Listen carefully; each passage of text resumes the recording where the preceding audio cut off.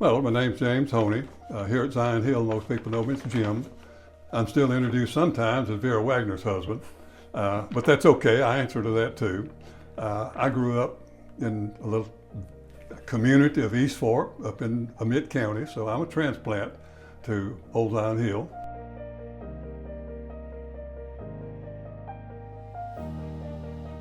I grew up in a somewhat dysfunctional family with an alcoholic dad and a strong-willed mother, but a fine Christian lady.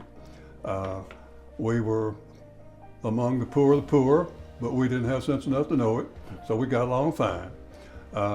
As I was growing up, things were, I suppose, difficult, but again, I didn't have sense enough to know it, so we lived the way we lived. I was the youngest of 7. There was 3 of us still at home, and my other 2 brothers were automobile mechanics, and I was heir apparent to the 3rd one, and I hated every second that I spent in the garage. So I prayed to the Lord that He would do something to help me get away from that place. And eventually, He did. But that's a little bit of what my home life was like. It wasn't pleasant at times, but again, you know, you live with what you have, and you try to love what you got.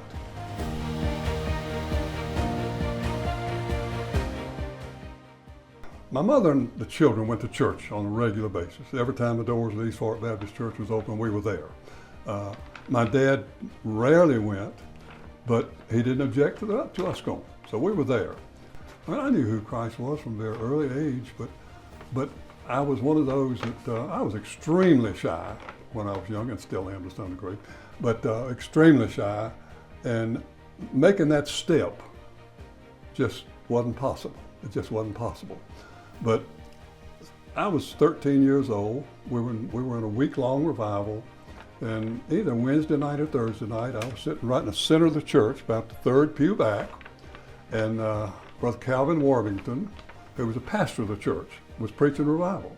And he started the invitation, and I knew I had to go down, but I had to walk to the end of the pew and all the way around, and it just, you know, for a 13-year-old shy kid that I just didn't want to do it. But about the 3rd or 4th verse, I finally did, and I accepted Christ.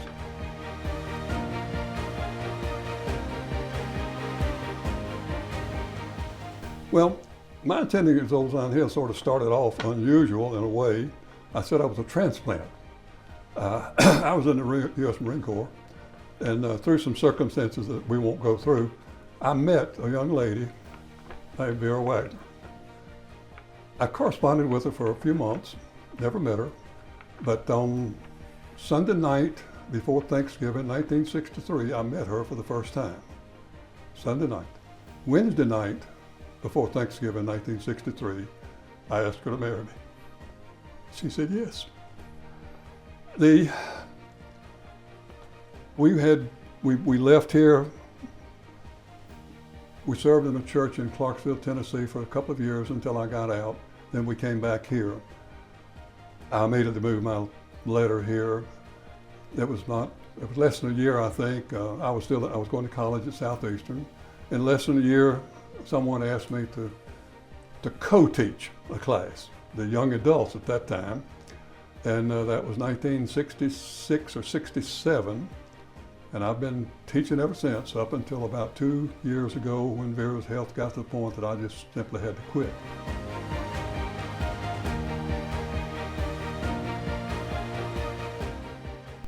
Again, it's a memory I will never forget, and that was the process of building the last building. The process took a while. We had problems with the flood. We had problems with fire marshals and difficulties. But we never had a problem with the people in this church. We had the most cooperation that anyone could ever wish from people. All I had to do, and I didn't have to do it, just let the word get out that on such and such a day we're putting up trusses and we need 30 men. 30 men showed up, you know, or we're going to paint this day and we need whoever will come. And we had enough people to do it. And that was the entire process through this building. And it was just, I will never remember that. That was some of the most enjoyable times that I have ever had in church. I'll never forget it.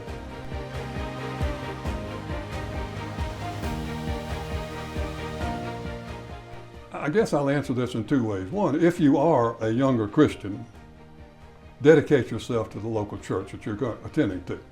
If you're becoming if you're not a Christian, but you're become one as quick as you can. Don't wait. Don't be shy on going to the front. Just go. When you realize that you need the Lord and that you've accepted Jesus, go. But once you do that, align yourself with a Bible teaching, Bible preaching Protestant church and devote yourself to that church. That church will not always do everything that you think it's right. But if you think something's wrong, let it be known. But once the church votes an issue, shut your mouth if you don't agree with it. God will take care of it if it was a wrong decision.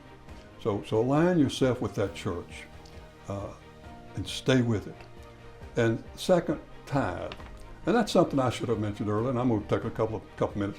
When Vera and I became married and went to Tennessee, the first Sunday we went there, or the first Sunday we moved. The next Sunday, before the next Sunday, she said, "What are we going to do about church?" I said, "We need to find us one," and we did. It was probably less than 2 weeks, maybe the first payday after we got married. She said, "What are we going to do about tithing?" And I knew what the tithe was, and I said, "Well, let's do it." And we started. I was barely making enough money to pay the rent, but we started tithing, and we tithed from the day, still do, as far as that goes, still do. So recognize that what you have came from God. It is not yours. You're simply giving a part of what God gave you back to Him. I don't care whether you tithe on the gross, the net, this number, that number, what number, but tithe to the church. Tithe to the local church. Don't send it off to somewhere else. It's your local church that you're being ministered to by the people in that church, and it is the local church that needs your tithe.